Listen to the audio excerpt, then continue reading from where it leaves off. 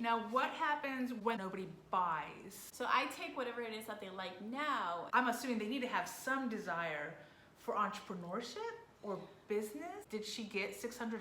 You think, oh, this is gonna be forever. The whole point of this is to create independent learners. What's the school supply list? It's not like a no rules thing. Do the kids have to already have an idea for their business? Are they gonna have to create a website? You had a bakery while you were starting to homeschool. Unschooling seems like a lazy way to do it. Okay guys, so today we have Karen Matamoros. So we've met virtually many times, but this is one of our few occasions to be able to meet in person, which is super exciting. Karen is a single mom of two amazing girls. Once we become mothers, we start to look at the world a little bit differently than maybe we did before. And so I am really interested in talking about how you homeschool, how you educate your daughters. Like, how did it start? Except, like, tell me your story. For me, it was all a search for freedom. Obviously, I didn't know how to find it, so I tried everything possible. But the very first thing I tried was homeschooling. So, well, first I got divorced. I guess that was part of my freedom Step journey one for too. freedom, get divorced. Options. In my case, not everybody's case. In my case, it was part of my freedom journey. And then my second step was to start homeschooling my kids. For me, the whole taking them to school, then they spent all day in school, then after I did like the drive back, the commute, all the volunteer hours I had to do at the school, the 3 hours of homework they had every night, which they hated, you know, and then just dealing with their attitude and overwhelmed feelings that they had from school. How long did they go to traditional schooling? The youngest went to school or preschool and kindergarten, and then the second one went up to second grade. Okay. And I noticed the difference too in kindergarten, because in preschool, obviously, anytime I had a day off, I would just not take my kid to school because we would go and have an adventure. But once school started, it was like, oh wait, I can 3 days, that's it, that's my max, unless he's sick, unless I have an excuse. Yes. Yeah. So we had no time to be together. And because we had gone through the divorce and it was not a pleasant divorce, they had a lot of emotions from that. So I'm like, you know, they would cry in front of their teachers were the one had to cater to this transition that they were going through. And for me, that was not okay. Like, they needed me. We needed time together. They needed time to process, and school was not allowing that for us, right? So it was my decision to stop sending them to school and start homeschooling, mainly from the spiritual aspect, from the emotional aspect, so I could cater to them as a whole and not just their educational needs. So then we started homeschooling. First of all, I never deschooled. I don't know if you've heard of deschooling, but that's a transitional period in which you deprogram yourself and your kids from traditional school rules and standards into whatever it is that works for your family. We never did that. I had no idea that existed. So we just kind of like tried to mimic school at the very beginning, then evolved into like a traditional homeschooling, which is curriculum based. And then after a couple of years of changing over and over to see what worked for our kids, we realized that unschooling was what worked for us the best. Now within that, before we got to unschooling, we actually started traveling. And that's because I decided to sell my business that I had had for 10 years, because that was sucking me dry as well. And it was a bakery? Yes, a bakery. You had a bakery while you were starting to homeschool? Yes, I worked full time, my own business. So very demanding business. So how? I'm just trying to think logistics, right? So did the kids go to the bakery with you then, or? Yes, okay, so it was a little bit of everything, obviously, right? There was not 1 week that was the same, right? Sure. So at the beginning, because we did like specialty cakes, which are for events, and most events are on weekends. So my heavy workload was Friday, Saturday, and Sunday. So my homeschooling would take place on the other days, right? So Monday, Tuesday, Wednesday, and Thursday would be my heavier homeschooling days. And then on Tuesday, I actually taught a homeschool group. Okay. So that's kind of how we handled it. We just pushed it to the days that it wasn't so much work. I did have people that worked for me at the bakery, so I was able to step away. I accommodated the way I ran the bakery to work with the homeschooling. I love that. And that's something that I'm trying to do with my life as I figure out what businesses I want to start and how to homeschool Alex and do all the things is, you know, what clients am I taking on? Because I want, one, the relationship with my clients to be amazing. And then I want to make sure I've got time with Alex and how much time, and that tweaks, like, I hate to say it, but maybe this week he needs a lot of time, maybe next week he doesn't. So there is a lot of like going with the flow and figuring things out and testing the waters. I will say the one thing that blew my mind when I started homeschooling is you don't need 6 hours a day. You don't need 5 days a week, 6 hours a day, certainly not more than that. You can even do it in an hour a day, possibly, depending on how you want to flow with it, or 5 minutes. It's so versatile because you're catering it to your child or children. So there's no rules. Before we get to, I guess, to unschooling and all the words, because I use these words interchangeably.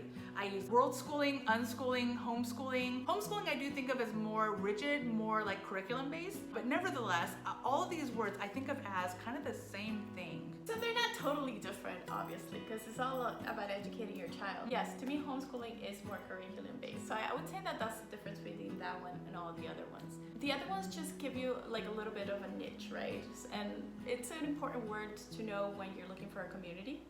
So worldschooling kind of means that the kids are learning from the world around them, but this doesn't only apply to travel. Yeah.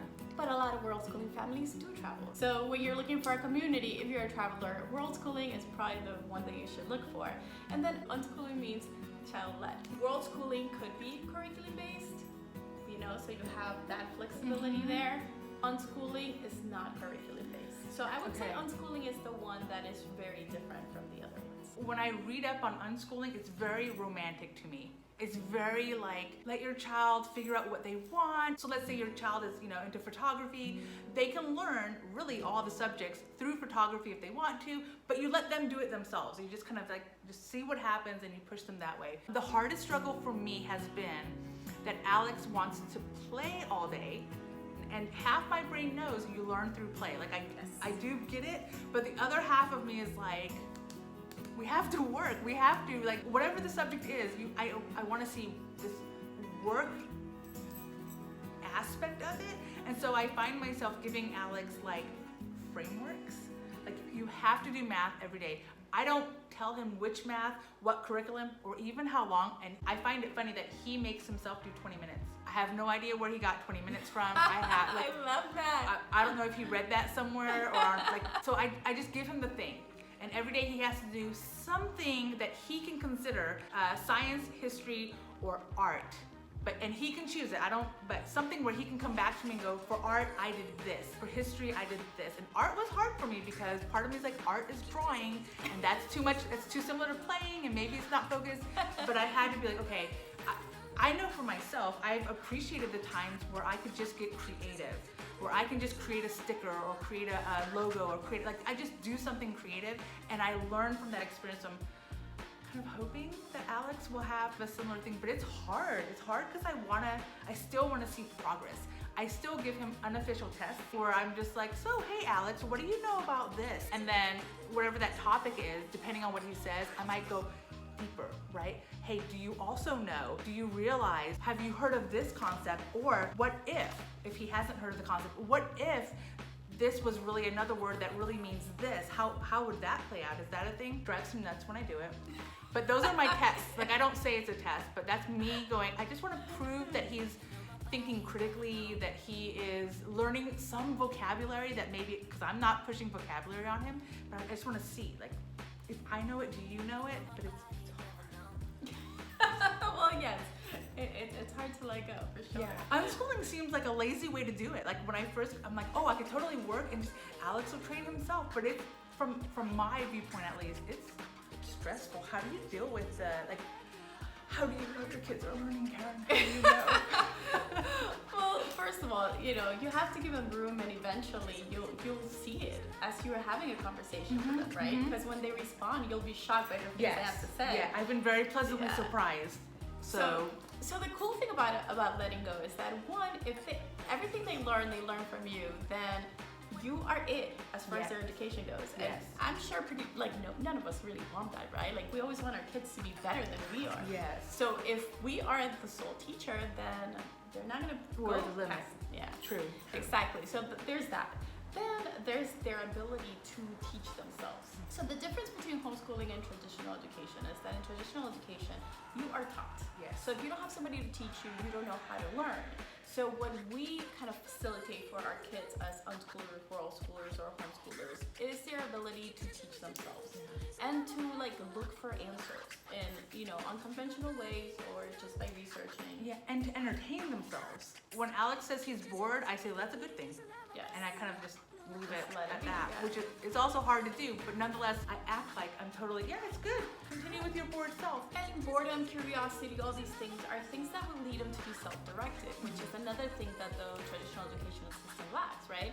If you take a kid out of school, the first thing they're gonna do is be like, what do I do now? Like, you need to tell me, like, I've been told what to do all my life. If you don't tell me what to do, I'm not gonna be able to do it, right? So that's the difference. Like, if you allow them to explore that, they will eventually do that organically. So that is something that you definitely want for your child, right? Yes. And So- you talked about deschooling. So I didn't deschool, I don't think. Although I think unschooling is almost, I'm just letting him do his thing. Yeah. Trying. Again, I have a framework. Trying, yeah. I'm not 100%. I'm unschooling-ish. We started travel life in the summer, like literally the day after he got out of 3rd grade. We just started traveling, and of course we didn't do any school there. So as normal during the summer, he kind of didn't have school, and then we started to like integrate little by little. And the first thing Alex said was, I need more. You're not teaching me enough. There was a lot of, he was judgy. He was judging his mother. But I agreed with him because I'm like, yeah, we should be learning something about art, something about history, something about music, something about like, and then because we're traveling, we should definitely learn the history of every location we're going to. And it's like, it's a lot. Yes. It's a lot.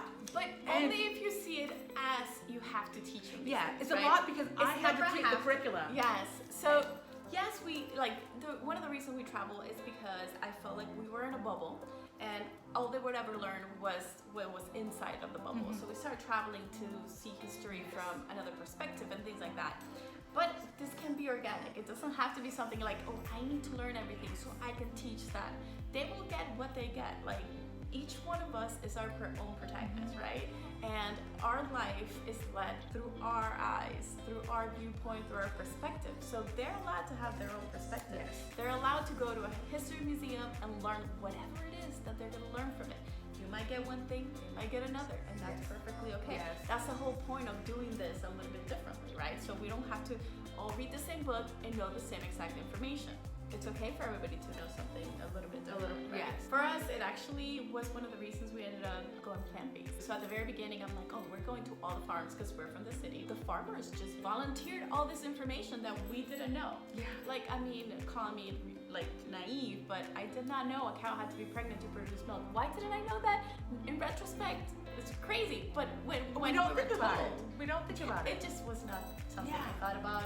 And then here, the farmer is volunteering this information, is telling us everything that happens with the cows and things like that. And these were like little home farms. Everything was grass-fed and run wild. I went to those because I'm like, oh, okay, this is what we're supporting. And then the more information we heard, then that kind of tweaked our viewpoint.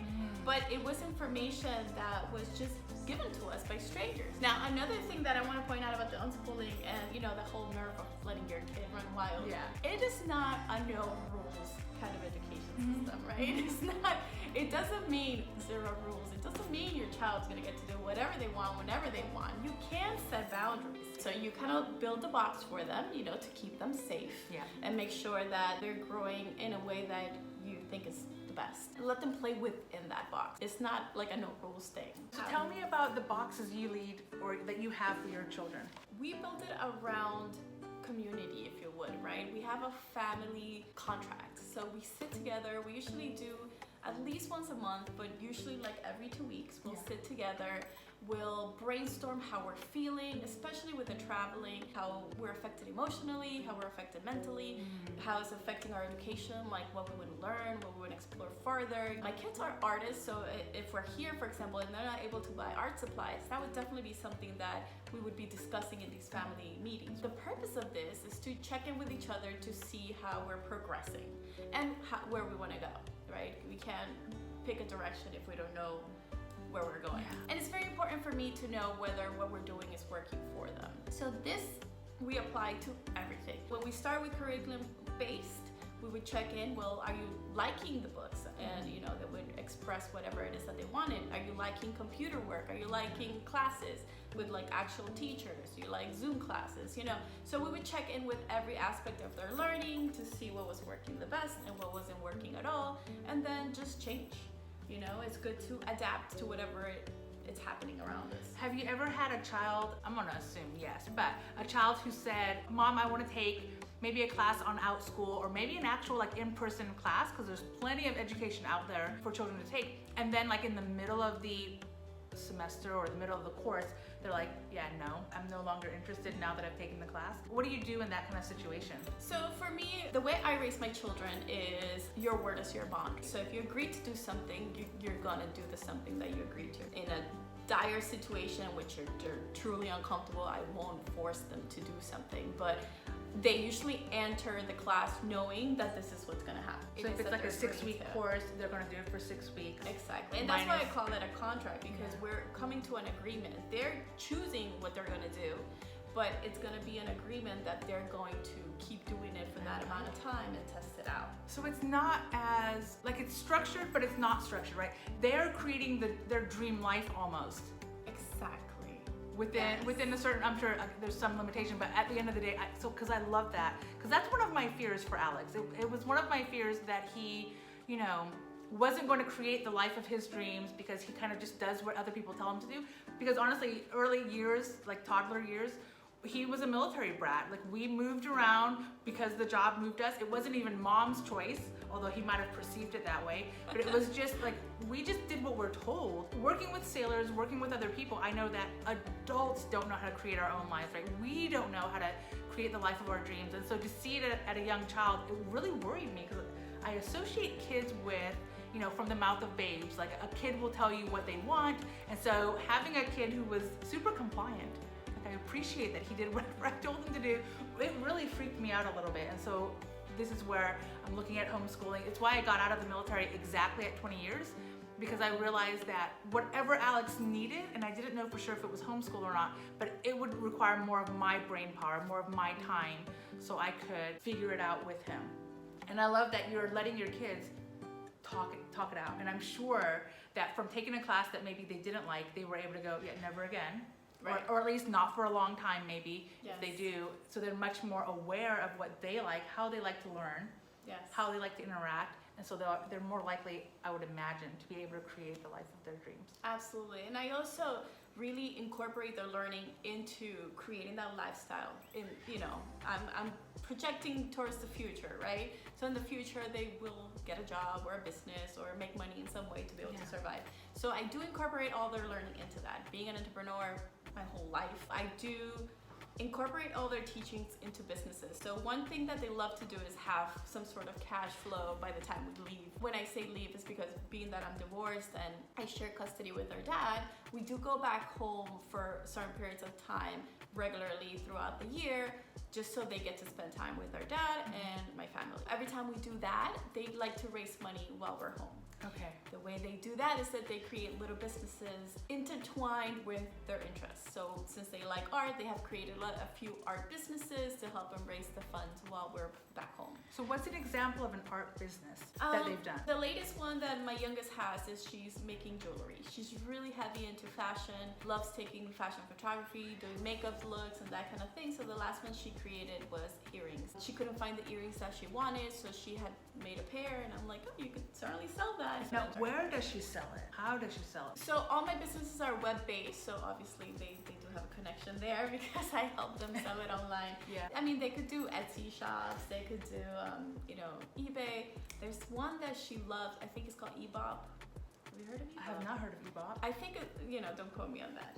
You can put the So right name on so there what later. I just heard, because you said don't quote me on that, is it your kid that figures out where to sell it? Yes. So that's part of their homeschooling, their research, right? I am very big on research. You do the research, you figure out what it is you want, and I would facilitate whatever it is that you want. Obviously, sometimes they need grown-ups to help them with these things. Right, so I'm totally here to help. I'm totally here to drive them to the store to buy the wire, whatever it is that they need to make the product. But yes, she's the one that found Ebop. I guess it's very popular with her age group, so she knows that people would buy there. Yeah. I'm like in love with this concept so much. Yeah, and then my oldest is a musician, right? She started writing songs as her substitute for just writing class, right? Sure. She hated her writing books like 3-4 years ago, so then she started writing songs, and I was okay with it, right? We went to a songwriting retreat with all adults. She loved it. and it budded from there, right? So now when she creates businesses, she wants it to be music-based. She has been researching Spotify to see what she needs to get her music on Spotify. Oh my gosh. And so this all leads to, of course, the Young Entrepreneurs course that you provide. It's a 12-week course?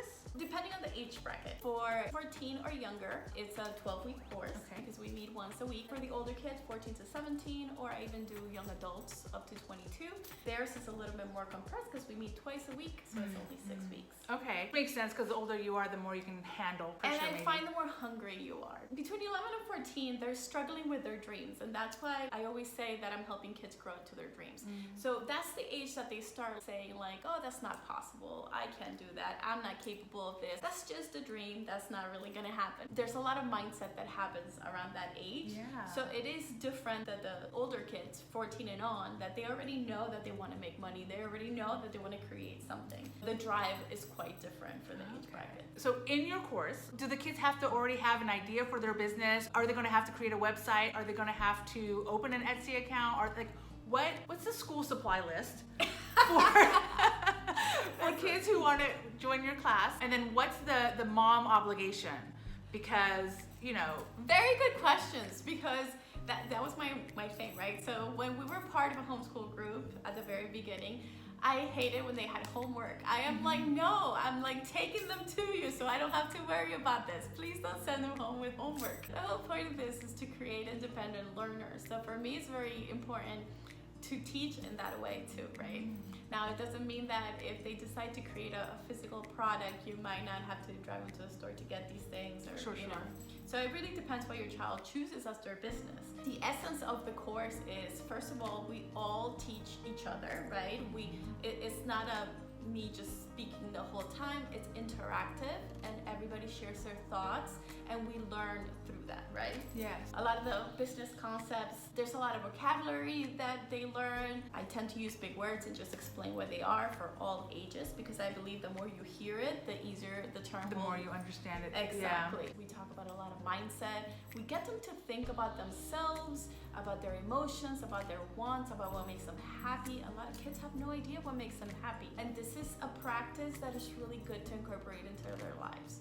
Because if you don't know what it is that you want, you won't be able to achieve it. There's a lot of people that offer this for adults, but not that many people that offer it for kids. Yes. You know? Yeah. Coaching for kids is not that popular. It's definitely something that is dear to my heart. I feel like children need to be catered to as a whole human being. It's not just, you know, math and English and things like that. They need to understand who they are to be able to grow into themselves. After we do all that, we do work on a business. Every semester, we focus on every step of the evolution of the business, but not every kid has to fully participate if they don't feel like they're ready. I was actually going to ask that, especially because if they come not having a business in mind, what if it takes 12 weeks to come up with an idea that they feel ready to execute on?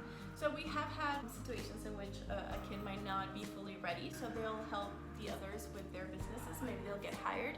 I had a child that was set on having a job versus being an entrepreneur. Yes. And this is also a term that we actually go into, what is the difference between having a job and working for yourself? Perks and cons, right? Yeah. So he decided that he wanted a job, and so one of the other kids hired him. So he was still making money, but right, he got to experience what it would be like to have a job, and what the difference was, right? Yeah. Now I can tell you that he came back next semester and he created his own business. So Community as an entrepreneur. It's a very lonely job sometimes, being an entrepreneur, because nobody understands you. It's weird, it's different.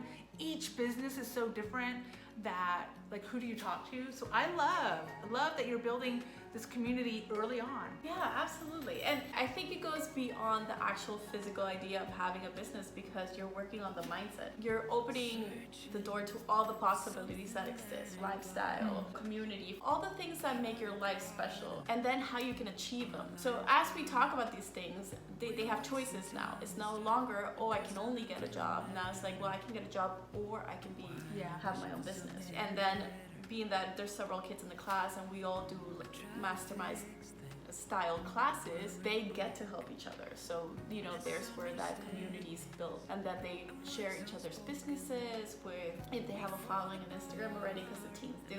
They'll share each other's businesses and support each other that way. Oh, I love this. multiple levels. So you made a YouTube video, I'm trying to remember what it was called, preparing for travel, something to that effect, preparing for the next house sitting gig, I believe it was. And you had a little family meetup and you talked about what do we want to bring, what do we want to do, planning session. And on part of it, you asked the kids, the girls, how much money they need to earn or how much money they wanted to spend on this trip. And your oldest, Kiara, said, I want to say $600 just in that video. I'm super curious. Did she get $600? Yes, she might have passed the 600, I would say. Where do you think her sources were? I'm super nosy. Yes. The reason they do this at home is because they have more clients, right? Because a home base, people who know them. Yeah, family are usually more willing to help out, or people that know them, parents or friends, right? They do things around the house, whether it be gardening, cleaning the house, washing dishes, things like that, like regular chores, right? If you would.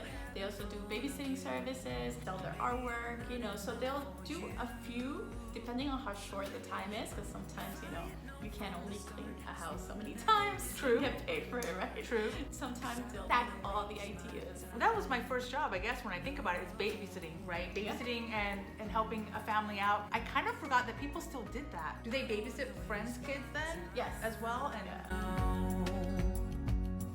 Okay. And then she earned her 600, so she was able to spend.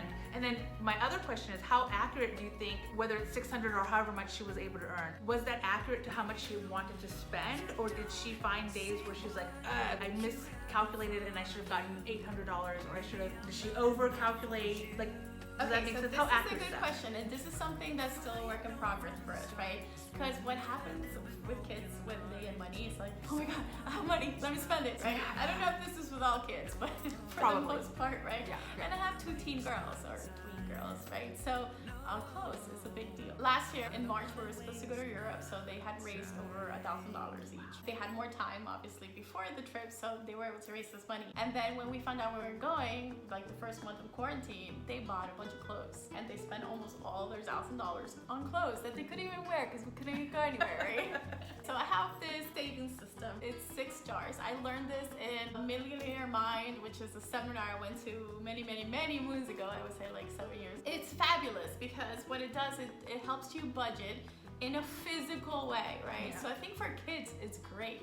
And for adults too. But for kids, they get to see how they're splitting their money. So we label each jar. One would be for necessities or just living life. The other one is for giving, dreams, you know, like future dreams, classes that they're taking, which we call growth. So each jar gets labeled something different, and then they can choose the percentage they put. Okay, I was going to ask that if you had a requirement for... Yeah, so we started this when I was teaching them percentages at the very beginning, and I'm like, this is the perfect way to learn percentages because it's something they can grasp, right? It's something physical. I love teaching everything through things that are physical. You know, if they want to buy clothes that they need, not want, that's something we actually talk about in our course too, because need and want are so different, right? Our desires, right? Our dreams, right? So anyway, so they get to split their money into those things, so that way they don't blow their whole budget on clothing, right? So I like that on so many levels. So on the one hand, it's budgeting. On the other hand, it's defining their purchases. Is it a want? Is it a need? Because sometimes clothing is a need and sometimes it's a want. And they also need to get to work on that muscle of deciding what they enjoy a little bit more. We love coffee shops, but do they rather get a cup of coffee or a pretty dress? They get to make these choices, and I feel like it's a muscle, right? The more you exercise in making decisions and choosing and things like that, the better you become at it, right? So one of my dilemmas has been, because I have been looking at Young Entrepreneurs course for a little while now because it's intriguing, is waiting for the time that will be right for Alex. And so if you ask Alex today, do you want to start a business? It's no. And he understands the value of money because he wants to buy toys. He might only have 1 jar right now if he were to create, like one jar is going to be labeled like Legos. With a little bit of other sometimes Pokemon cards, right? But it's going the Lego jar. The Lego jar, and then he's like, why do we waste money on these other jars, Mom? We're not gonna. That's where he's at. Do you think students that participate in your class, I'm assuming they need to have some desire for entrepreneurship or business? So yes and no. I think they just have to want money. I think that's okay to just want money or be curious about entrepreneurship, you know? Obviously, if they are into business, they'll get more out of the course because they'll be able to grow that interest. Yeah. One thing that I do is when they have no idea is that I'll just take a talent. For example, I have a kid that just likes drawing but didn't want really have a business. Yep. And we're just creating a momentary business selling this art. So we're gonna try this semester to sell that art so he can still make some money and see what it feels like, right? So I feel like when you say, do you want to create a business, you think, oh, this is gonna be forever, I'm gonna be like working on it for 10 years. It doesn't have to be like that for kids, right? Like my kids do a lot of different businesses because they don't really know what they like yet. So they pivot as they need to. Yeah. I would still want Alex to say the words, that's interesting, I want to go. Like as a base, I would still want that. Yeah. But whether he wants to be an entrepreneur now is less important, more learning about entrepreneurship from somebody else's viewpoint. And learning how you can make money with what you do at the moment, right? Because it's not a matter of them waiting until they're adults and figure out what they like then, right? So I take whatever it is that they like now and we create a tiny little business that they can make money so they can actually feel what commerce feels like, right? Then they can grow into whatever it is, right? So it's kind of like just planting a seed for the future so they know that that's a possibility. Now, what happens when, we'll take art, because it's a very subjective concept, when they're not a good artist, / they're not good at marketing and so nobody buys? So with the marketing aspect, we do it together, so I still assist in that aspect, right? Now, for a child, for nobody to buy is kind of impossible. Let's be serious, family supports their kids. Facts. It is what it is, right? Now, pre-COVID, we would have fairs. The kids would set up their little booth with whatever they were selling and people would come. And trust me, like, oh my God, you're a little kid, you're selling something. So yeah, so I don't think that particular thing is a problem for little kids because they do, like people want. That's me as the mom and as an entrepreneur projecting, like what if the course doesn't sell? Because it happens to us as adults. So that's true. So then it builds their confidence then. Yes, exactly. So there's that. There's always somebody that's willing to support. You're working that muscle. They're trying to learn the steps that it takes to make money. It's like I have that limiting belief of what if the product doesn't sell, what if, and then she's like, it will sell. It will sell. The benefit of having someone who's not mom as a coach, one, and then more importantly, somebody with that growth mindset. You're able to think of kids and their products not as what if it fails, but what if it succeeds. You've got more of that positive, whereas I think I've got the mommy brain and the entrepreneur brain because I've definitely had businesses that I would say was epic fails. Not failure like life fails, but that business didn't work out so I had to pivot. And I'm looking at it through those eyes, whereas you're able to then, you would talk to Alex with nothing but the possibilities. But let's say that it did fail. Like, did you not learn from your failure? I do associate it as the business failed. Like it's no more. We're not doing dictation box anymore because it failed. But I learned so much from it. Big picture, I have no regrets having gone through that business. So I think it's the same for kids because they might have not earned as much money as they would have liked, you know what I'm saying? Yeah. But that's why my kids try different businesses because you never know what's gonna be a success, right? Yeah. And babysitting is something that people need all the time versus art. Like once you have your wall covered in art, you can't buy any more. I think those are little differences that are great for kids to experience and learn. No, nothing bad with failure. Oh, and the other question that you asked that I didn't answer is what if your kid is not good? Everything can be packaged in its own unique way in which it will shine. So even if they're not like rock stars, they'll make it work. The word failure, you know, it really has the value that you assign to it, right? Because it's like if you had an idea of the way it was gonna go and you didn't, then you feel like you failed. But it just means that what you thought was gonna happen didn't happen. And since you don't know the future, it's okay, more like right? a science experiment, Yeah, like a so hypothesis and yeah. So, you know, I don't see it as failure, I see it as trial and error. And what a great age to do that at, you know, because they have nothing to lose. They can test it out as much as they want and they can pivot as many times as they want, and it's okay. So that's all the questions I have. Is there anything else you want to share with us about this? Advice for moms who are thinking about homeschooling / what the particular type of homeschooling they want to do? Well, first of all, don't overthink it. Second, give your kids space.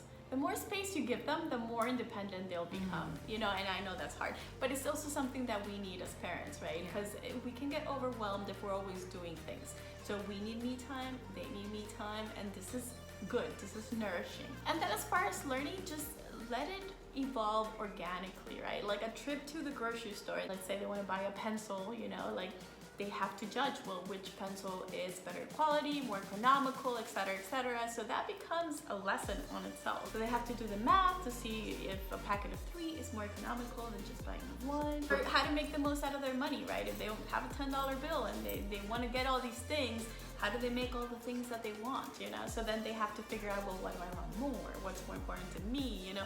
Again, it's all about exercising the muscle, and this can be exercised in any little scenario of life. It doesn't have to be a book. It doesn't have to be like 10 math assignments that you have to do over and over. Now that we're in Mexico, they have to do conversions of the, you know, Peso to dollar. pesos. Yeah. Every time they want something, I'm like, okay, well, how much is it in dollars? And do you have the money, right? So this is all things that we just do by living. The younger you learn / the more frequently you do something, it's not as scary. It sets up the kids for, I think, an epic future. Fast forward 5 years from now, 10 years from now, we'll see where they are. It's going to be amazing to watch. That's it. If you've got any questions for Karen, I've got her information below in the description so you can talk about all the things. But most importantly, I can't wait for Alex to start the Young Entrepreneur class himself and see where it leads him, like how much the potential I think for that course is amazing, and I especially love the community that the course already creates, because there are students here that I've been able to meet that are in the course, and I love watching how they talk